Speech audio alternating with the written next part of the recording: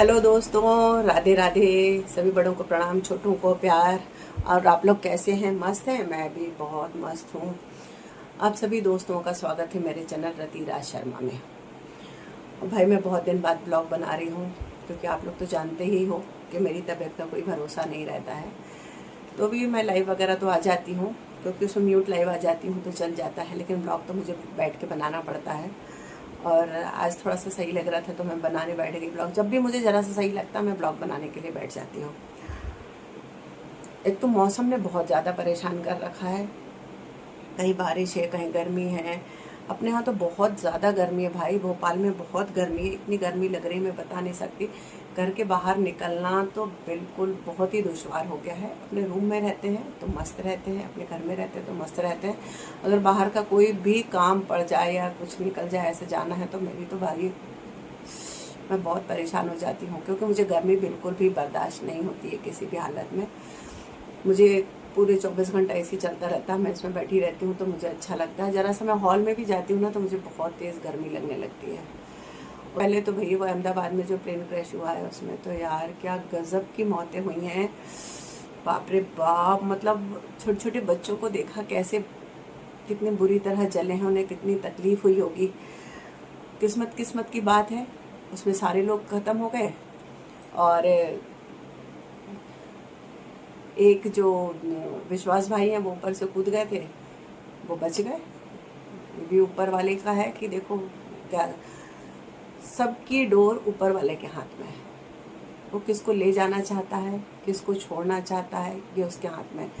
अब मतलब सभी लोग खत्म हो गए, एक विश्वास भाई बच गई, ये तो बहुत ज़्यादा बड़ी वाली बात हो गई ना, बहुत ही बड़ी बात हो गई।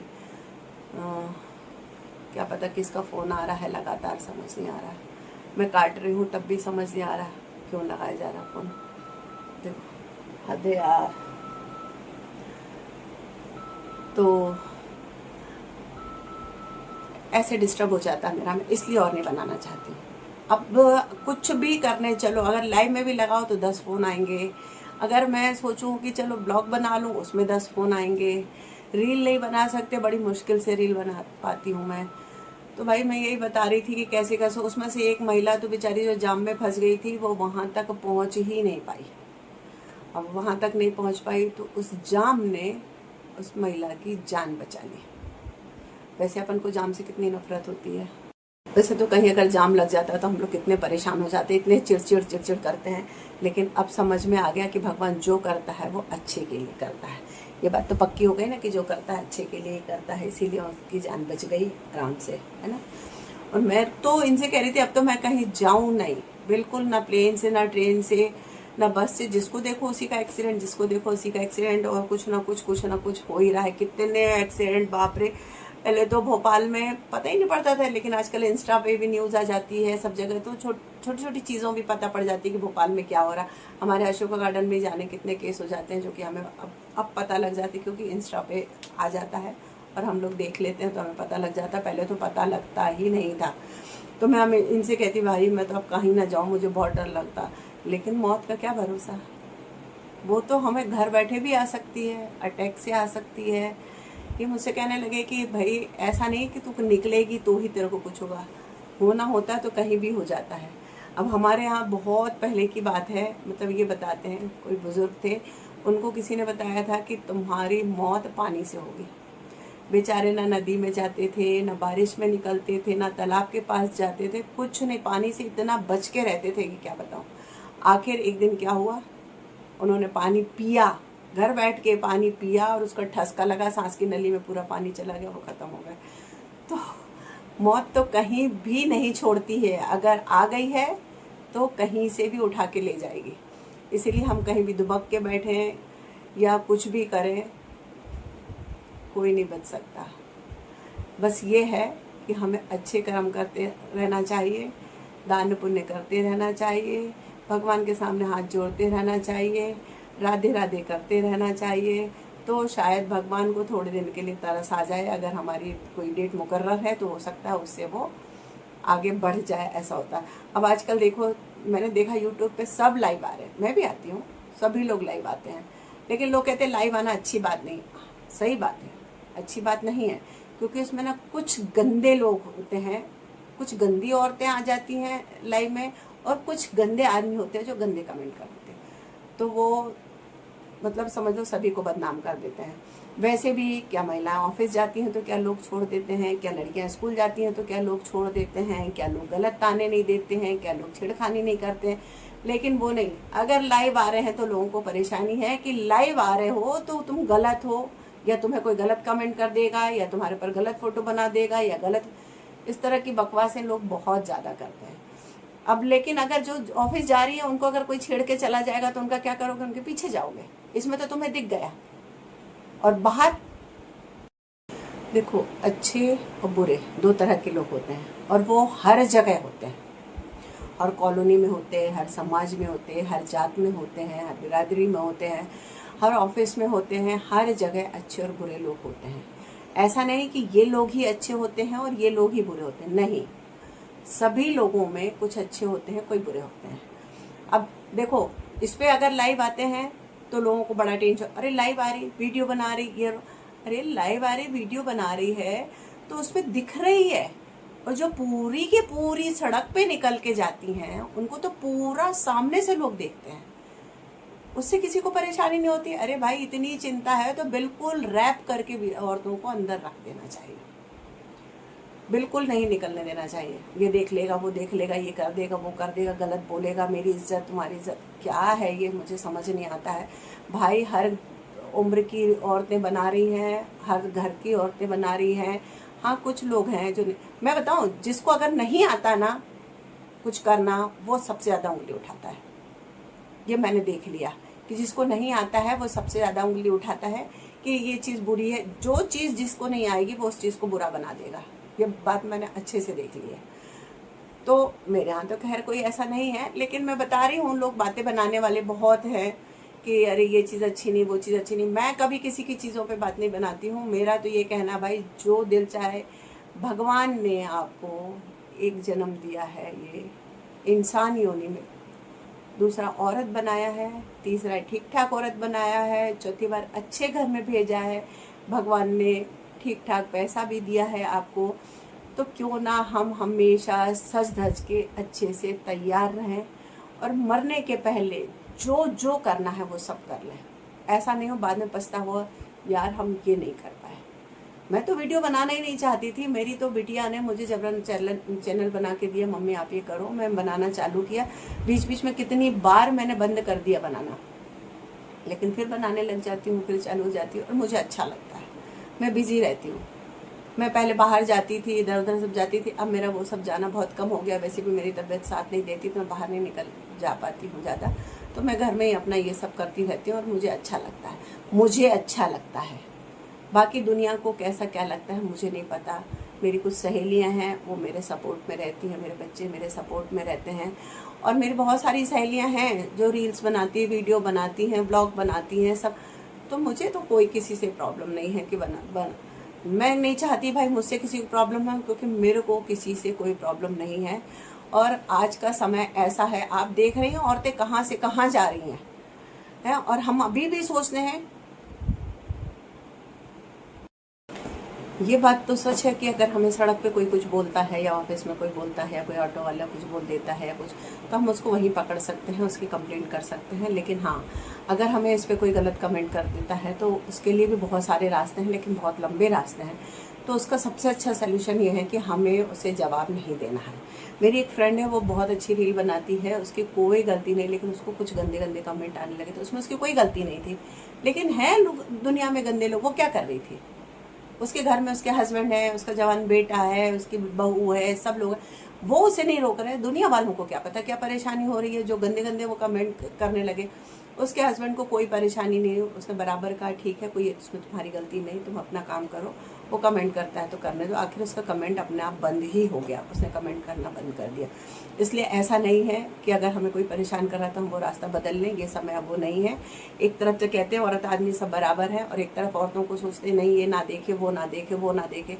अरे भाई क्या नहीं देखे, ये ऐसा हो नहीं सकता कि बाहर निकले बिना काम हो। इसीलिए मेरा तो यही कहना है भाई, जिसका जो दिल चाहे वो करो, अपने आप को बचा के करो, गलत काम मत करो। और गलत काम का सपोर्ट मत करो, और जो भी करो मन लगा के करो। किसी की कोई बात बर्दाश्त नहीं करो, कोई हमसे कोई बदतमीजी करे तो उसे बर्दाश्त नहीं करो। लेकिन अगर हमें कोई इस पर मोबाइल पे अगर हमें कोई गलत कमेंट करता है या हमसे कोई बदतमीजी करता है, किसी भी महिला से करता है, उसको आप अवॉइड करो। बिल्कुल, वो कितने कमेंट करेगा, 2 4 6 10, थक जाएगा, उसको देखो ही मत, देखो ही नहीं उसको। वो बेवकूफ़ है, जो वो कर रहा है ना वो बेवकूफ़ है। वो अपनी माँ बहनों को छोड़ करके इतनी दूर आया औरत को देखने के लिए। भाई अगर तुझे औरत देखने का शौक है तो तेरे घर में ही है, इतनी मेहनत क्यों कर रहा है बाहर निकल करके बकवास करने की। तो अगर ऐसे, इसका क्या मतलब है अगर वो बाहर निकल, यानी उसके संस्कार बुरे हैं, वो इंसान बुरा है। तो ऐसे बुरे इंसान को ना जवाब देने की ज़रूरत है, ना उसके पीछे भागने की ज़रूरत है, ना ही उससे डरने की ज़रूरत है। इसीलिए हमें जो करना है वो करो, अपने आप को बचा के करो, अपने आप को संभाल के करो। लेकिन ऐसा नहीं कि दुनिया के डर से हम बैठ जाएंगे। ये चीज़ मैंने अपनी उस सहेली से और ज़्यादा सीखी है कि भाई उसने मुझसे कहा, दीदी उससे मेरी क्या गलती हो कमेंट कर रहा है, तो क्या मैं बैठ जाऊँ, मैं नहीं बनाऊँ? और मैं बैठ जाऊँगी तो क्या फिर मैं मार्केट जाऊँगी तो क्या लोग मुझे कोई कुछ बोलता नहीं होगा, या घर में बैठी औरतें मेरे बारे में बकवास नहीं करती होंगी?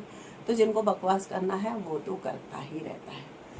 तो चलो मैं आपको एक स्टोरी बताती हूँ कि कैसे दुनिया में लोग होते हैं कि कुछ ना कुछ उनको बकवास करने की आदत ही रहती है। आप कुछ भी करोगे तो आप वो बकवास करेंगे।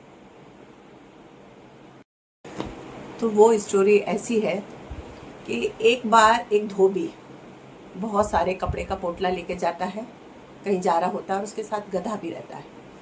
अब वो ये सोचता है मैं पोटले को गधे के ऊपर रखूं और मैं पैदल चलूं। तो जब वो धोबी पोटले को गधे के ऊपर रख देता है और खुद आराम से पैदल पैदल चलने लगता है।